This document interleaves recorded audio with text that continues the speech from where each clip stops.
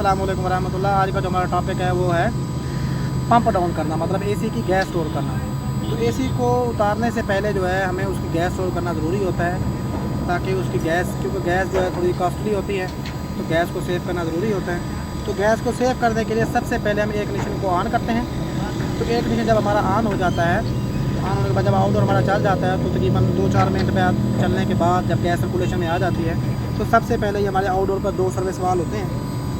ये जो हमारा बारीक ट्यूब वाला वाल्व है, इसको हम डिस्चार्ज सर्विस वाल्व कहते हैं, और इसको हम सेक्शन सर्विस वाल्व कहते हैं। जो हमारा डिस्चार्ज सर्विस वाल्व है, सबसे पहले हम उसको बंद करते हैं, क्योंकि जो गैस हमारी डिस्चार्ज होकर इनडोर की तरफ जा रही होती है उसको हम बंद कर देते हैं। तो ये वाल्व खुला हुआ होता है, तो यहाँ से हमारा जो कंप्रेसर है वो मुश्किल सेटिंग करता रहता है, क्योंकि जब यहाँ से ये ऑफ हो जाता है तो यहाँ से लेकर पूरे इनडोर से यहाँ तक सारी गैस सेटिंग कर लेता है हमारा कंप्रेसर, और सारी गैस हमारी कंडेंसर में, आउटडोर में कंडेंसर में स्टोर हो जाती है। ठीक है ना।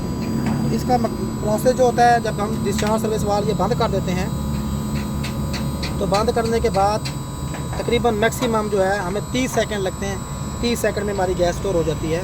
लेकिन मज़ीद बेहतरी के लिए जो है हम मैक्सिमम जो है 45 सेकंड जो है इंतज़ार करते हैं।